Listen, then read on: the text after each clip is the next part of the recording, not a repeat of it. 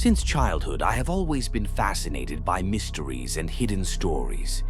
The Vatican, with its grandeur and secrets buried over centuries, always attracted me. When I finally set foot in St. Peter's Square, a strange sensation took over me. A chill ran down my spine, but it was not just the night breeze. It was something different, as if something or someone was watching me. As I admired St. Peter's Basilica, I noticed a priest in a dark cassock standing far away. His eyes were sunken, almost vacant. Something was wrong with him. His fixed gaze caused me deep discomfort, as if he could see inside me. I blinked for a second, and when I looked back, he had disappeared into the crowd.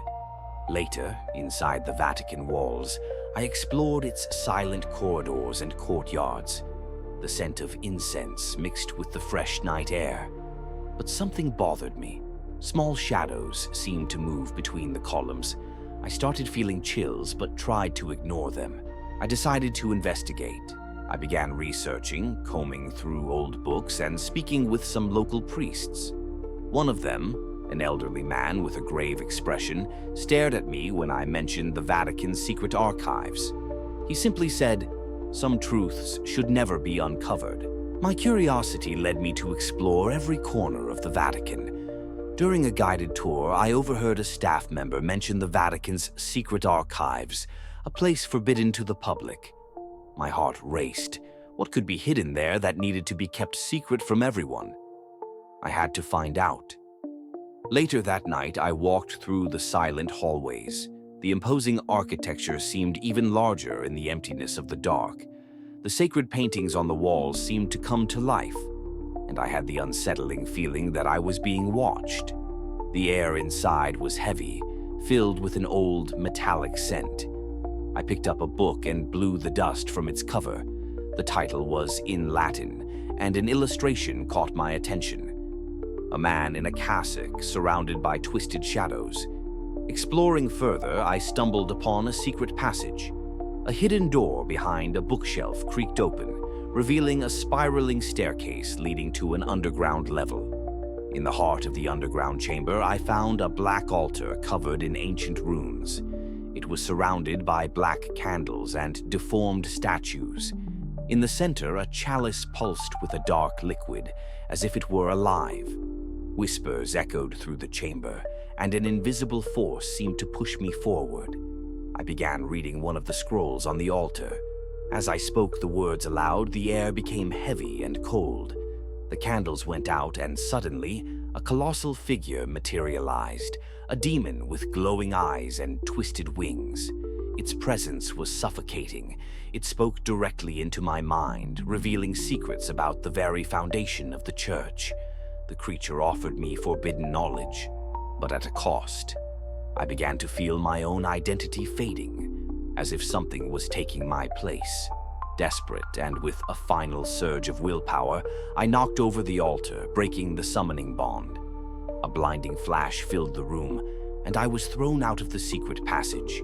Now, even far from the Vatican, I feel something watching me from the shadows. The summoning may have been interrupted, but a door has been opened, and perhaps it can never be closed again. Even after leaving the Vatican, nightmares began to haunt me. I dreamed of the dark corridors, of the demon's voice echoing in my mind, whispering forbidden truths. The most disturbing part was that, upon waking, I would find strange markings on my body, symbols identical to those carved into the dark altar. I decided to seek help. I traveled to a remote monastery in Italy, where a group of monks studied ancient prophecies. When I showed them the marks, their leader turned pale. "You did not just open a door," he said. "You have become part of the secret itself." They explained that the Custos Maledictus was not just a guardian of forbidden secrets, but a link between our world and something much older and hungrier. Days later, I began losing time. Entire hours vanished without explanation. I found pages of books scribbled with an unknown language, my own handwriting distorted. Sometimes my voice sounded different, deeper, as if something was speaking through me. One of the monks attempted a purification ritual. As he began his prayers, the air grew heavy and a shadow started rising behind me. Before I could react, I felt a violent impact and was thrown against the wall. Something inside me was fighting to break free. Amid the chaos, the demon's voice whispered, "There is no escape. You are now my harbinger." The only solution was to return to the Vatican. There was one last ritual, hidden within the secret archives, capable of sealing the entity, but at the cost of something I did not yet understand. With the help of one of the monks, I secretly returned to the Vatican. We navigated the cold corridors back to the hidden passage.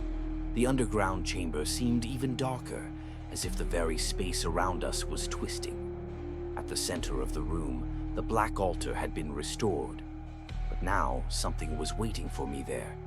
My own shadow began to detach from my body, taking shape. The demon wanted to claim me completely. The final battle would not be just against it, but against myself.